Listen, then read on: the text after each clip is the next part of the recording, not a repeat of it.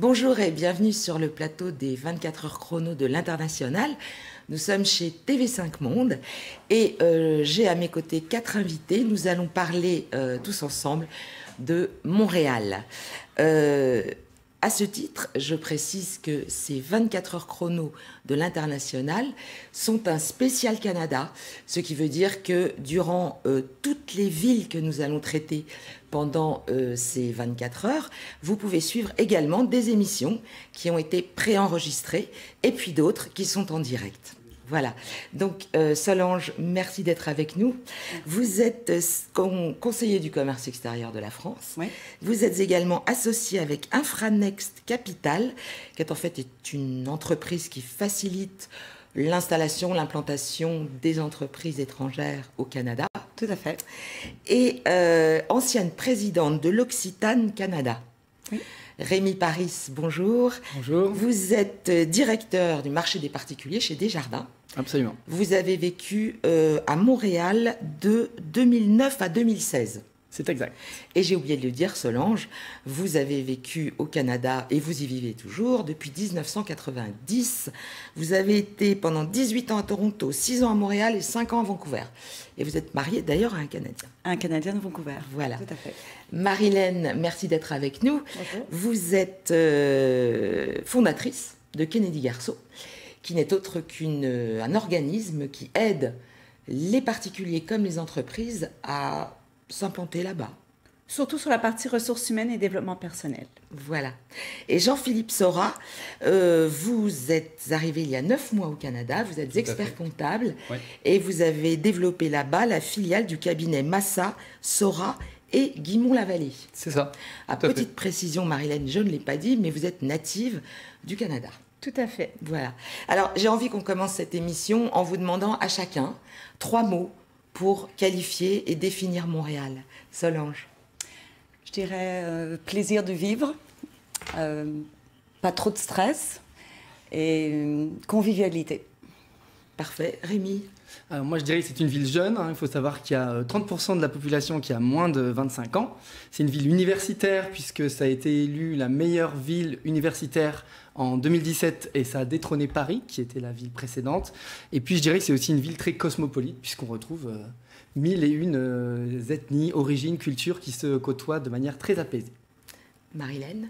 Alors, Je fais Montréal, une initiative du précédent maire de Montréal pour que des projets citoyens voient le jour. Donc, il y a un travail entre les citoyens et la mairie et le suivi des projets tout au long de leur accomplissement. Et puisqu'on parle du maire, il y a maintenant une mairesse. Tout à fait, une mairesse, hein, c'est le mot qu'on utilise en québécois. En français Donc, aussi, d'ailleurs. Donc, en 375 ans d'existence, maintenant, on a une mairesse. Enfin une femme. Tout à fait. Parfait. Valérie Plante. Très bien. Jean-Philippe. Alors, je parlerai d'équilibre de vie, parce qu'il y a un réel équilibre très intéressant entre la vie professionnelle, la vie personnelle. Les journées commencent vers 8-9 heures, se terminent à 5 heures, donc une deuxième journée commence où on peut profiter de sa famille. Je parlerai aussi de nature, parce que on est au milieu de la nature, même si Montréal est une ville, on a le Mont-Royal qui est au cœur de la ville. On peut en profiter, on peut aller pique-niquer avec sa famille, on peut aller se balader en sortant du boulot. C'est très agréable. Parfait. Alors, on va également parler du coût de la vie. Et tout de suite, à ce titre, on va écouter Blanche Pimpin, qui est directrice des opérations Europe Auto Vacances, qui va nous en dire quelques mots. Alors nous, Montréalais, on trouve que le coût de la vie est élevé parce que le coût de la vie à Montréal est plus élevé qu'autour de l'île, par exemple, ou qu'en région, c'est clair. Mais globalement, par rapport à la France, si je compare par rapport à Paris, par exemple, c'est vrai que Montréal a un coût de la vie beaucoup plus bas, mais les salaires, je le rappelle, sont en rapport. Donc on n'est pas dans un village où ça ne coûte rien. Donc des choses qui coûtent, comme le cinéma par exemple, un cinéma coûtera à peu près entre 10 et 12 dollars. Bon, 12 dollars, ça nous fait divisé par 1,50, ça fait quoi, 8 euros. Le coût du téléphone, par exemple, un cellulaire, la téléphonie cellulaire peut coûter à peu près en programme de base 65 dollars par mois. Si on veut à la maison s'équiper en internet, télévision, etc., ça coûte à peu près au minimum 100-120 dollars par mois.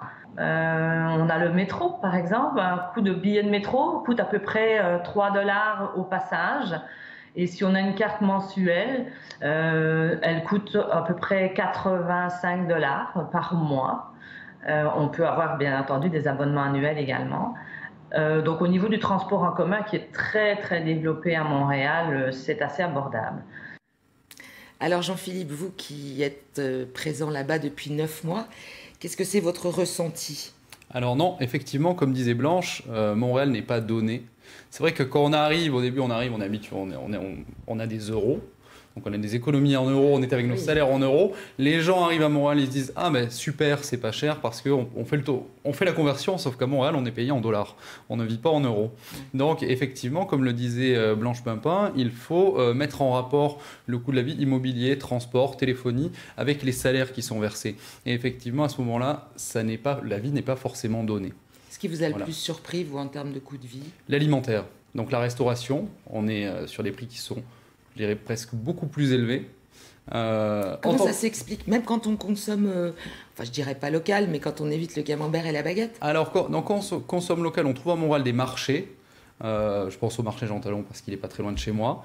À ce moment-là, non, on peut trouver des produits qui sont abordables. On va avoir des prix comparables à euro-dollar équivalent, attention, sans prendre en compte le taux de change, qui vont être à peu près comparables à ceux de Paris. Voilà. Sur les produits laitiers, on va être plus élevé. Et après, le vin. On est français, on aime boire du vin. Donc, si on ne se met pas à la bière, comme les Québécois... Et en plus, on peut pas l'acheter partout, le vin. Non. C'est un monopole d'État. Ouais, c'est la SAQ. C'est ça, exactement. LCBO en Ontario. Donc, ça veut dire quoi, par exemple, une bouteille de Bordeaux lambda, c'est... Si on veut une bouteille buvable, sans prendre forcément de la très bonne qualité, il faut compter à minima... je dirais, on en trouve à 13 $, mais ouais, entre 13 et 20 $. 20 $, on aura du vin, voilà, classique. Mais Marie-Hélène, elle a une solution. Non, oui, alors ce que je propose, c'est d'arrêter. Non, pas d'arrêter, mais d'explorer un peu le local ou les autres, parce qu'à la SAQ, on a des vins chiliens, on a des vins d'Afrique du Sud, on a plein et là, c'est un peu moins cher. Alors, allez-y. On a exactement des producteurs québécois, des producteurs de vin, des vignerons, oui, qui font du très bon vin et qui à ce moment-là est qui est abordable. Donc il ne faut pas rester sur nos vins français, vouloir acheter à tout prix du Bordeaux, du Côte-du-Rhône, n'importe quoi. Ouais. Qui n'est pas loin de Montréal et qui fait un excellent vin. C'est ça. Et l'Orpailleur aussi, qui est très bon, qui fait du blanc, du rouge, qui est pas mal du tout. Donc c'est ça, si on développe sa curiosité, qu'on se risque à d'autres vins, on a de belles surprises. Il y a le vin, puis après, effectivement, microbrasserie, si on veut un autre type. Une autre et bière que la aussi, les alcools forts qui sont en cocktail, par exemple. Il y a Pure Vodka qui commence à faire un hit, même en France. Donc, ça peut être intéressant de tester les produits locaux et donc, du coup, de diminuer sa facture totale. Alors, il y a une autre mauvaise surprise, je crois, quand même, Rémi, au niveau du coût. Même si elle l'a évoqué très, très rapidement, Blanche. Effectivement, ce qui étonne beaucoup les Français, c'est quand même la téléphonie. Elle l'a évoqué dans la vidéo, mais c'est clairement le poste qui va être beaucoup plus cher que ce qu'on connaît en France, puisqu'elle le disait rapidement, mais un forfait pour 8 gigas de données en téléphonie cellulaire, comme on dit au Québec, c'est 65 $ par mois, donc c'est beaucoup plus cher. Et quand on parle des box qu'on a à la maison, que ce soit Orange Free, pour ne pas faire de publicité, l'équivalent c'est autour de 100 $ par mois, ça peut être jusqu'à 120 $. Donc c'est vraiment un poste budgétaire qu'on ne connaît pas. Et quand on est une famille de 2, 3, 4 personnes, il faut multiplier les téléphones cellulaires par 4. Donc ça devient un poste budgétaire important. Mais c'est vrai que ça se compense un peu si on compare à Paris, mais peut-être pas à toutes les villes de France, par rapport à l'immobilier, qui on disait, et là est quand même vraiment moins cher. Là, alors, on a une diversité en fonction des quartiers, mais au global, le prix moyen de Montréal, c'est quand même moins élevé que ce qu'on pourrait connaître à Paris ou région parisienne. Alors en termes de logement, de toute manière, on aura le temps demain matin, puisqu'on a une émission qui est consacrée à ça, à l'immobilier au Canada. On va bien développer tout ce qui est logement. Un prix approximatif, si je veux louer, je suis jeune, je veux louer un studio à Montréal, je paye combien à peu près? Dans un quartier correct 800 800. Ouais, dépendant 800, du quartier, ouais. si on va sur le... 800, ouais, dans les $800. Ouais. L'idée, c'est de privilégier la colocation. Ouais. C'est quelque chose qu'on fait beaucoup. Et puis, surtout les nouveaux arrivants, c'est une bonne façon, soit de faire colocation avec d'autres étrangers ou avec des locaux. Donc, la colocation, c'est vraiment une bonne façon économique également de s'intégrer à Montréal. Très bien. Alors, puisqu'on est à Montréal, on va parler un petit peu des quartiers, justement, et puis notamment des quartiers de prédilection des Français. Et à ce titre, on va écouter Noël Berthoud. Il est pharmacien à Montréal. Alors, je suis propriétaire au Canada depuis 2012 dans le quartier Notre-Dame-de-Grâce, donc c'est juste à côté de la montagne, d'une maison de ville, mais sur 3 étages, tout proche du métro Villa-Maria et de l'autoroute des Caries, qui fait une localisation idéale pour le travail et puis pour les enfants avec l'école également. Alors, on a entendu Noël Berthoud qui nous parle des enfants, et que c'est idéal là où il est placé. Vous connaissez le quartier qu'il évoque? Oui. Moi, je connais très bien puisque c'était le quartier de ma grand-mère. Donc, D'accord. j'y ai vécu moi-même quand je vivais à Montréal. C'est un très beau quartier, c'est dans l'ouest montréalais, à côté de Westmount. Plutôt anglophone, mais un quartier très agréable, des parcs partout. J'aimerais qu'on fasse un petit tour, comme vous connaissez tous les 4 Montréal. Vous me dites votre quartier préféré, vous me dites pourquoi? Pas trop longuement, mais qu'on fasse un Moi, petit tour j'adore dans- Westmount parce que c'est sur le devant de la montagne. Vous avez des parcs, des cours de tennis. Vous avez la rue Sherbrooke avec toutes les petites boutiques et c'est très proche du centre-ville de Montréal. Et c'est juste de l'autre côté d'Outremont. Voilà, vous avez le Mont-Royal. Donc d'un côté, vous avez Westmount qui était à l'origine le quartier anglophone et de l'autre côté, vous avez Outremont qui est du côté de l'Université de Montréal D'accord. et qui était le quartier francophone. Rémi, Alors, au cours de mes 7 ans à Montréal, j'ai vécu dans 2 quartiers. Le centre-ville, des grandes tours, plutôt anglophones, de type new-yorkais. ouais.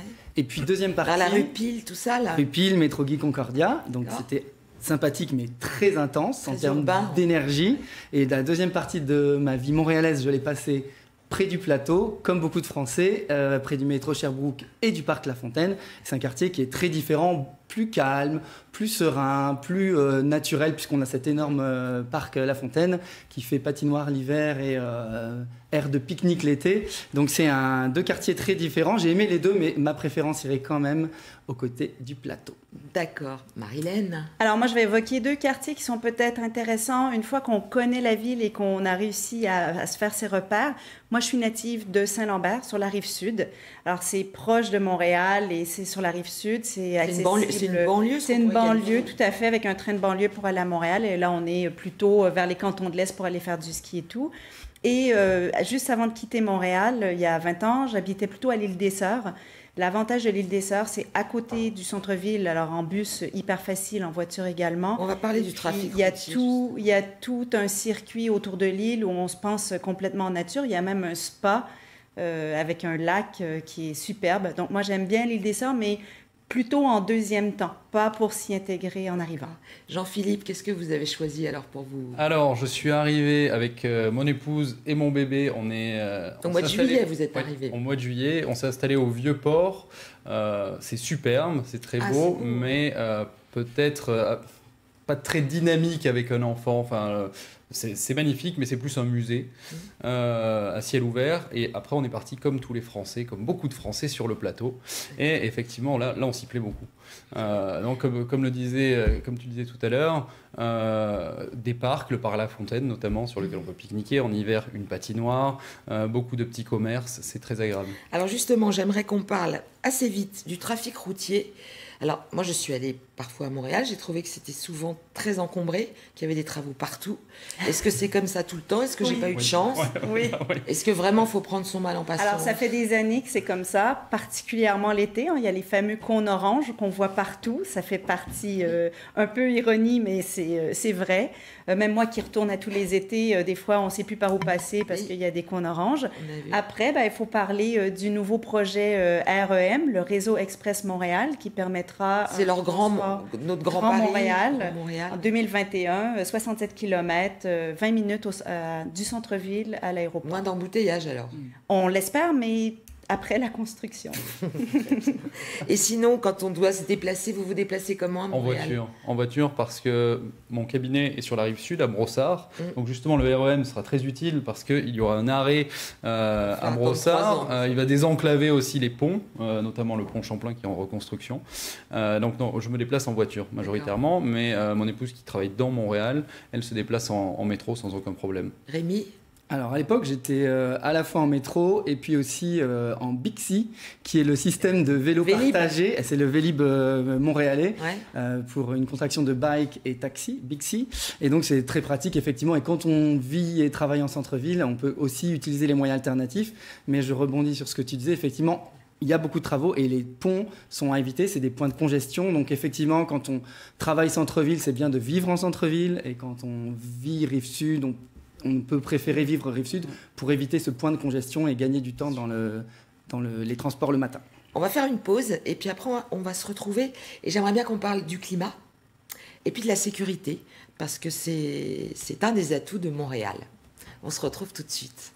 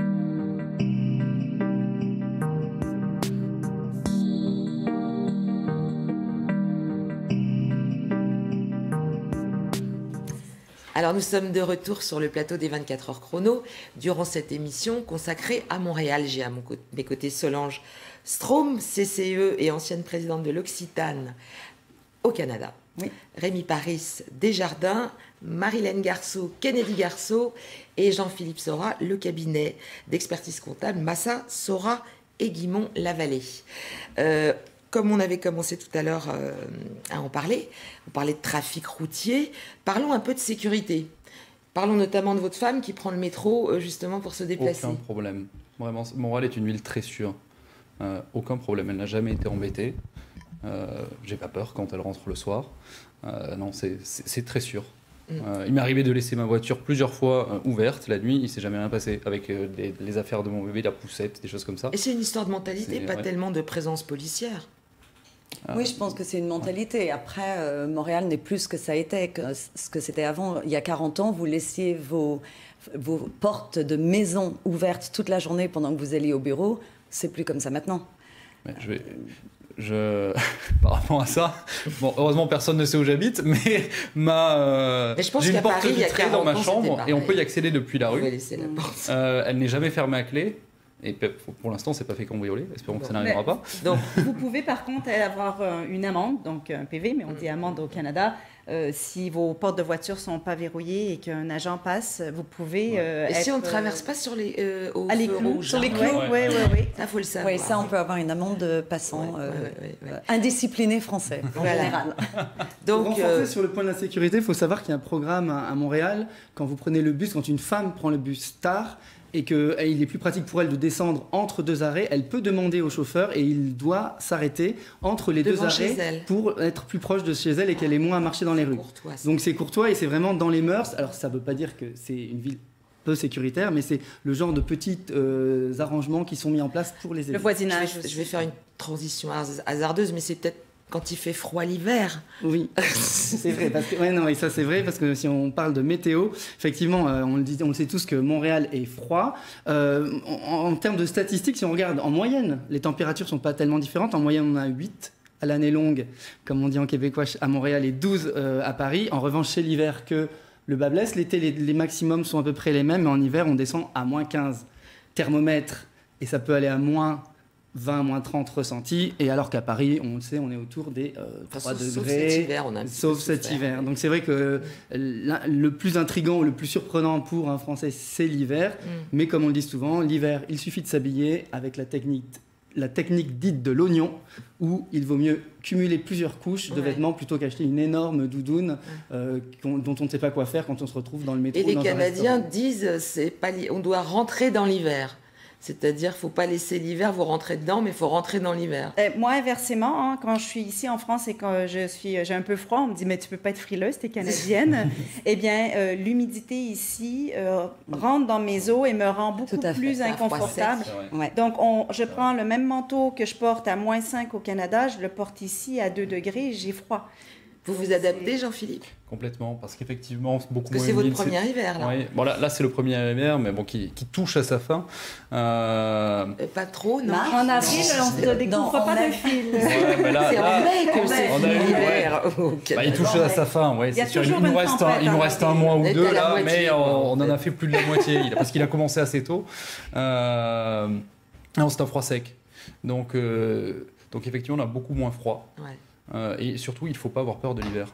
Il faut sortir, il faut profiter, il y a énormément d'activités hivernales qu'on ne connaît pas en tant que Français, parce qu'on n'a pas ce climat-là, et qui sont super. On peut s'amuser entre amis, même avec notre bébé. À -30, on sortait, il était bien couvert, bien sûr. Oui.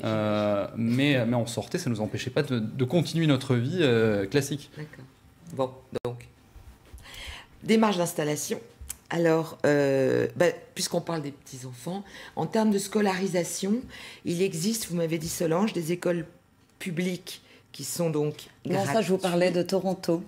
Et il y en a à Montréal, des écoles gratuites et publiques. Oui, les écoles publiques sont gratuites, oui, tout à fait. Oui. Je pense que ce qui est important, c'est de se dire, est-ce que je viens pour quelques années ou est-ce que je m'installe à long terme?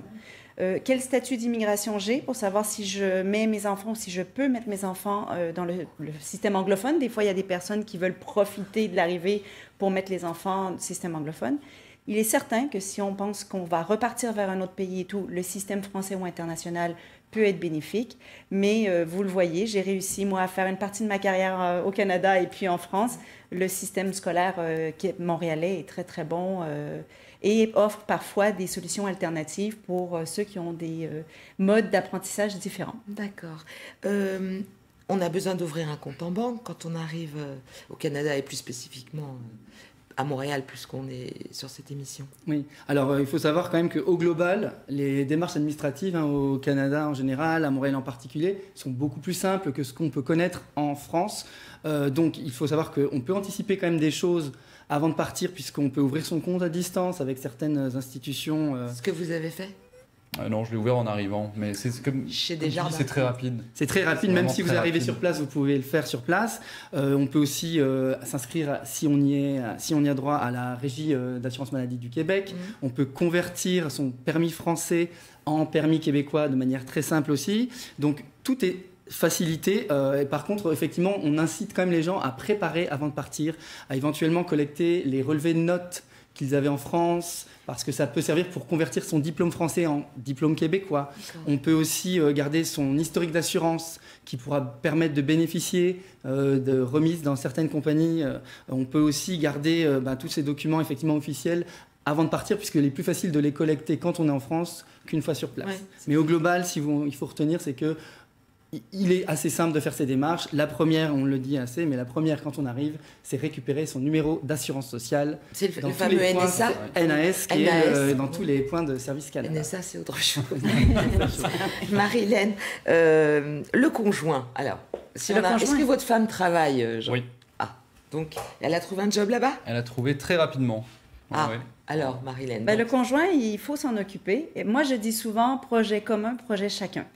Donc, il ne faut pas hésiter que le conjoint, même s'il s'occupe ou elle s'occupe de la logistique, il faut réfléchir à qu'est-ce que j'ai envie de faire, comment j'ai envie de le faire. Et là, on ne rentrera pas dans le réseautage, parce que c'est quand même la clé. Mais même avant de partir, il y a des réseaux de Canadiens, de Québécois en France. Comment apprendre son marché ou comment établir des premiers contacts, ne serait-ce que sur les choses qu'on aime ou les activités qu'on veut faire avec Elle a trouvé facilement, votre épouse ? Oui, elle a trouvé facilement, parce que aussi le conjoint, ce qui est important pour l'intégration quand on cherche du boulot, dépendant du type d'emploi. Montréal est une ville bilingue, on a du français et de l'anglais. Donc si on parle les deux langues, ça facilite quand même, je ne sais pas ce que tu en penses, mais ça facilite l'intégration sur le marché du travail. Il faut le savoir, il y a des Montréalais qui ne parlent pas anglais et il y a des Montréalais qui ne parlent pas français. Je sais que vous allez aborder en profondeur ce sujet tout à l'heure, à 17h30 exactement. Quand on sera dans l'émission sur l'interculturel. Et effectivement, c'est une erreur de penser que parce qu'on parle français, tout va très bien se passer à Montréal. Mais la valeur ajoutée, de toute façon, du bilinguisme est vraiment quelque chose à mettre en avant. Très bien. On va faire une pause et puis tout de suite après, on va parler du business. Quels sont les avantages et quels sont les inconvénients d'installer son business à Montréal ?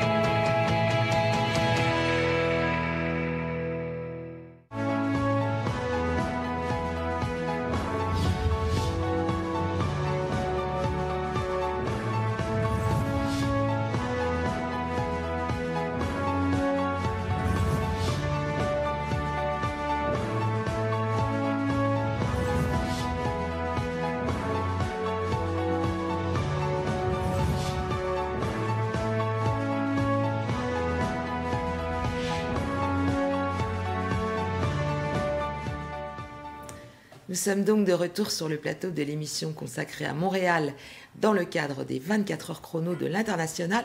Et nous allons évoquer les intérêts, les atouts de Montréal quand on veut y développer son business. Et à ce titre, Jean-Philippe, puisque vous êtes expert comptable, vous avez des clients.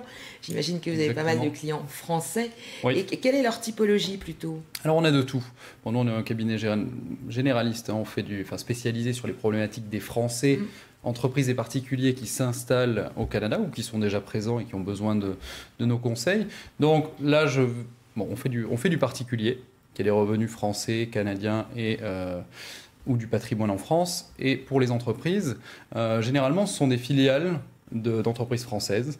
L'entreprise veut se développer en Amérique du Nord. Elle prend le Canada comme un premier appui. Et pourquoi Montréal alors ? Pourquoi Montréal ? Parce que on parle français, mais est-ce que c'est une bonne raison ? Pas forcément. Parce qu'il va falloir étudier le secteur d'activité de l'entreprise. C'est ce que vous disiez tout à l'heure. Peut-être qu'il ne sera pas adapté. Oui, tout à fait. Je pense qu'originalement, Montréal était la capitale économique du Canada. Et donc, beaucoup des grosses entreprises se sont installées à Montréal. Quand le pôle a déménagé à Toronto, c'est vrai qu'il y a eu une vraie question. Et ce que je recommande souvent aux Français, c'est de regarder dans quelle industrie vous êtes et de voir quelle est la ville qui répond le mieux aux besoins. Si vous êtes dans le pétrole, vous n'allez pas vous installer à Montréal. Si vous êtes dans le commerce du détail et que vous voulez vous développer sur le Canada, comme c'était mon cas, vous allez plutôt choisir Toronto, qui est quasiment au milieu du pays, et vous pouvez rayonner et à Montréal, et à Vancouver, et à Calgary. Alors, quel serait l'avantage de Montréal ?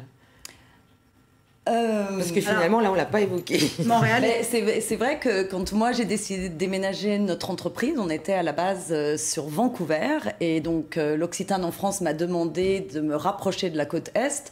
Ma première réaction, ça a été de rentrer sur Montréal. J'y avais ma grand-mère, j'adorais la ville. Et puis, en fait, j'ai réfléchi économiquement, ça faisait aucun sens pour moi. Tous les gros magazines de mode et d'intérêt général étaient basés sur Toronto.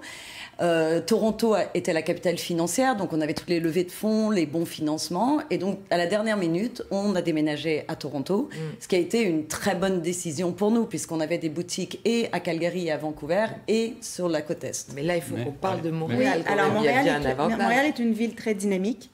Montréal International brille à l'international pour venir chercher des investisseurs et des entreprises. Il ne faut pas négliger, on parlait de ville universitaire, Montréal International a également un programme de rétention des étudiants étrangers, mais juste aussi localement, les ressources sont qualifiées, sont bien diplômées, ont de l'expérience. Ah, voilà. Donc ça c'est un atout. Tout à fait. Au niveau du... Donc, c'est important aussi, là, je prends ma casquette recruteur, c'est important lorsqu'on cherche son marché, de s'assurer également qu'il n'y aura pas potentiellement un problème de main-d'œuvre, si on est sur les métiers en demande ou des choses comme ça. Et Rémi, parmi vos clients, qu'est-ce que vous aviez dénoté, vous, comme secteur d'activité c'est vraiment présent? Alors, c'est tout secteur. Et nous, pareil, Desjardins, on accompagne toutes les entreprises, que ce soit la petite entreprise ou même la grande entreprise. Il faut savoir qu'on a accompagné des gens comme de Richebourg quand ils ont fait un développement au Canada, à Montréal, pour aller s'occuper de tout ce qui est assainissement. Donc, ils ont implanté une filiale là-bas pour se développer. Donc, on les accompagne dans ces projets. Ce qu'il faut savoir, c'est qu'à Montréal, il y a aussi des GRAP. Ce qu'on appelle des GRAP, ce sont des ensembles structurés, à la fois de fonds de recherche, d'entreprises, de centres de formation autour d'une industrie. Genre de pépinière. Une genre de pépinière. Il y en a dans le domaine de l'aéronautique. Il y en a une qui est très connue maintenant, c'est celle autour des jeux vidéo, puisque beaucoup d'entreprises gravitent autour de ce secteur, comme Ubisoft. Oui, Ubisoft qui est là-bas. C'est ce que j'allais dire. En fait, si vous êtes dans le secteur des jeux vidéo, on va quasiment toujours vous recommander aller à Montréal, parce que grâce à Ubisoft, il s'est développé, comme dit... un écosystème. Voilà, un écosystème. Le jeu vidéo, mais aussi l'intelligence artificielle, qui est un gros pôle qui est en train de se développer, et où justement on a les universités qui fournissent de la main-d'œuvre qualifiée. À Montréal, dans ces secteurs-là, on a une main-d'œuvre qui est très qualifiée. Même phénomène qu'à Palo Alto, il y a l'université, puis petit à petit, tout autour, se construit une intelligence... Et en parlant de Palo Alto, il y a Amazon et Facebook qui s'installent à Montréal. Exactement. Il y a des coûts aussi moindres que peut-être dans une ville aux États-Unis ou dans d'autres pays. Donc, il y a le coût de la structure, de l'infrastructure qui permet d'être à Montréal, d'avoir les ressources et de faire du développement moins cher. Ouais. Puis ça sera... Oui, c'est ça. Ça sera peut-être moins cher aussi que d'aller... à Toronto ou... généralement, ils vont à Waterloo, qui coûte beaucoup plus cher, beaucoup moins cher que Toronto. Effectivement. Non, mais c'est tout à fait ça. Il faut aussi regarder quels Donc sont... c'est un atout, ça, à Montréal, Absolument. c'est de la main-d'œuvre qualifiée, peut-être moins cher qu'ailleurs. Et puis, pour certains domaines d'activité, comme les jeux vidéo... L'aéronautique. Ce serait une bonne destination. Il ne faut pas se lancer en destination. Il faut se lancer en marché. Lorsqu'on décide de faire quelque chose, et puis je pense qu'encore une fois, on vient sur le bilinguisme, si on décide de se lancer, notre marché est dans une province bilingue, il faut maîtriser l'anglais, parce qu'après, les affaires vont être compliquées. Donc, pensez secteur d'activité Montréal et développez-vous dans ce secteur, dans ces secteurs-là, à Montréal, si c'est approprié. Et puis ensuite... On peut aussi considérer la qualité de vie de Montréal et puis se dire j'ai envie de développer mon business là-bas parce qu'après tout, c'est ça qui va primer pour moi. Mais il faut qu'il y ait un marché. Ça, c'est dangereux. Ça, c'est dangereux. Il faut être certain d'avoir un marché parce que sinon... si on n'a pas de marché, on n'aura pas de qualité de vie. On risque de rentrer à la maison. Vous voyez beaucoup de restaurateurs qui arrivent? Alors non, c'est vrai qu'on n'est pas sur la restauration. On a peu de clients restaurateurs. En termes d'indépendants, vous voyez quoi arriver plutôt? Alors, en termes d'indépendants, on a souvent des entrepreneurs individuels, ce qu'on peut comparer à l'auto-entrepreneur français, qui, eux, vont être des freelance justement en informatique, dans le design, dans le web, la création d'applications pour téléphone. Ça marche pas mal. Ça marche pas mal. Ou sinon, là, ce que je disais, des filiales d'entreprises françaises qui sont, j'en ai une dans les cosmétiques, une dans le prêt-à-porter. Cosmétiques, ouais. J'apporte un bémol, par contre, pour ces gens qui veulent partir en freelance. Il y a une émission dédiée à l'immigration. C'est beau, mais c'est pas parce qu'on a des qualités et qu'on peut développer qu'on a le droit de travailler à Montréal. Il faut juste s'assurer qu'on a le bon statut pour pouvoir exercer son activité, qu'on soit entreprise, filiale il y a une émission à suivre, d'ailleurs, l'immigration de A à Z. Elle est déjà passée tout à l'heure. Je pense qu'elle repassera encore demain 1 ou 2 fois. Et c'est peut-être celle-ci qu'il faudrait commencer à regarder en premier avant même de se dire je vais aller vivre à Montréal ou ailleurs au Canada. On va faire une pause et puis on va se retrouver tout de suite après.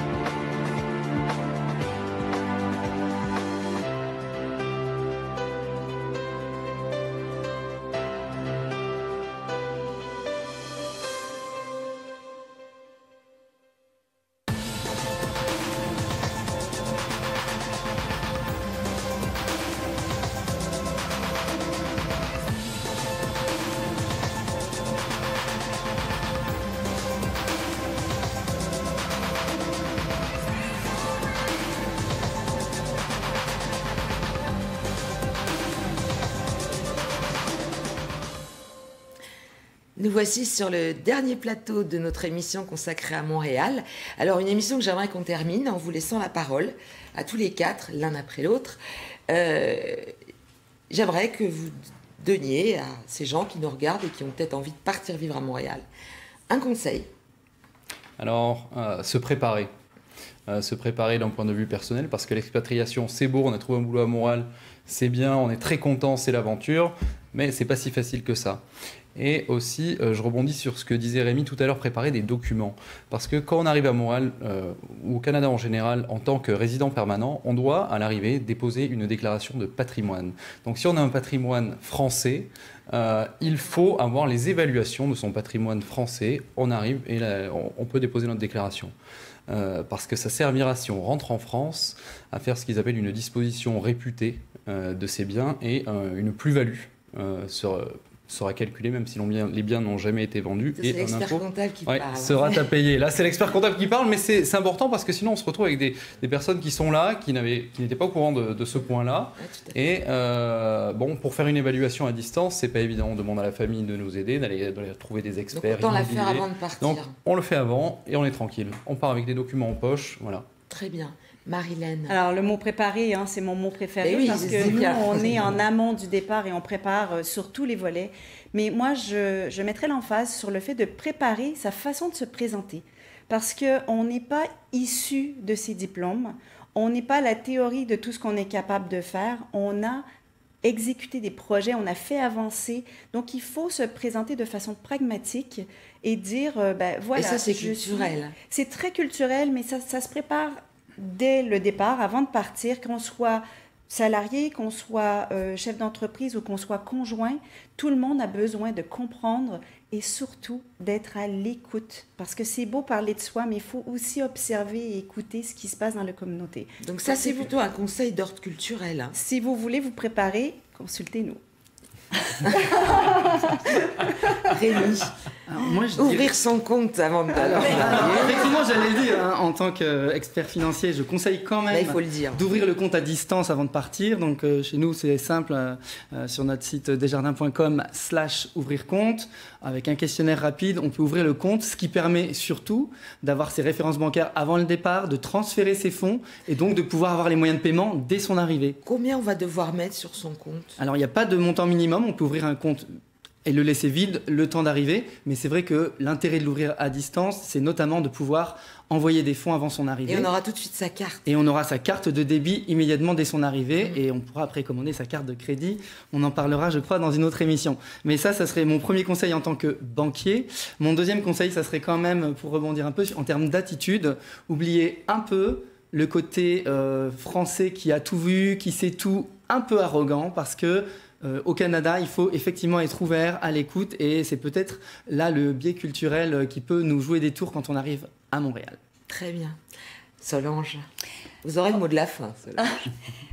Pour moi, c'est surtout, comme je m'occupe beaucoup d'entreprises, la chose principale qu'on leur dit, c'est bien de se rendre compte que même si leur entreprise fonctionne très bien en France, quand ils décident de partir en Amérique du Nord, ça ne veut plus rien dire. Et il faut vraiment qu'ils abordent l'Amérique du Nord sans penser du tout à ce qui a été acquis en France. Et ça, c'est quelque chose qui est très important. Ça revient à la préparation. Surtout, comprendre que l'Amérique du Nord, c'est pas la France. Donc, ils me disent, oui, mais ça marche super bien en France. Ben oui, mais... il faut s'adapter à l'Amérique du Nord. Et là, c'est la marketeuse qui parle. Voilà. Et souvent, c'est de leur expliquer que, par exemple, leur site web qui marche bien en France, c'est pas comme ça qu'on fait des sites web en Amérique du Nord. Il va falloir le réadapter. Vous auriez un petit exemple? Les sites web... La langue, anglais-français. La langue, par exemple, les sites doivent être bilingues. Voilà, les sites doivent être bilingues. Par exemple, les Français ont tendance à être beaucoup de visuels. Non, c'est l'inverse. C'est des visuels, mais beaucoup de textes. En Amérique du Nord, on est très visuel et très peu de texte. Et le texte doit être très impactant. Donc, je dis juste un petit détail comme ça. D'accord. Et ça, ils ont du mal à comprendre qu'il faut recommencer le site web quand on arrive en Amérique du Nord. Donc, il faut aller voir un Franext. En fait, on va vous voir chacun. On va y arriver. On va y arriver. Merci en tout cas à tous les quatre.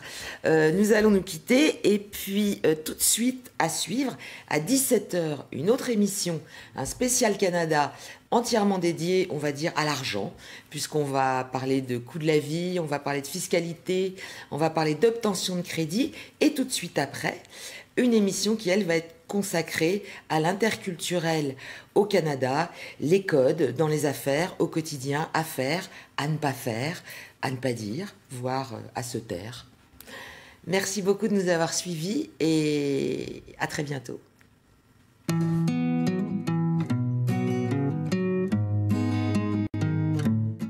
I am 4, I can read and I can write.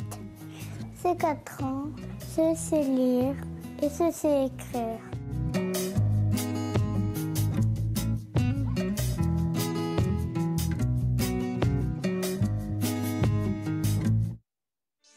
Bonjour à tous. Vous résidez hors de l'Union européenne ou dans les dom-toms. Alors découvrez l'expérience Renault Eurodrive de transit temporaire. Vous savez, les plaques rouges. Pour commander et réserver votre véhicule, 2 possibilités s'offrent à vous. Vous pouvez le commander auprès d'un agent local ou le réserver en ligne sur notre site internet. Avec Renault Eurodrive, vous bénéficiez de la gamme la plus large et la mieux équipée du marché. Voilà, Renault Eurodrive, c'est une voiture neuve hors taxe, un service premium tout compris et des équipes dédiées qui mettent tout en œuvre pour que vous profitiez au maximum de votre voyage. Renault Eurodrive, c'est vraiment l'Europe en toute sérénité.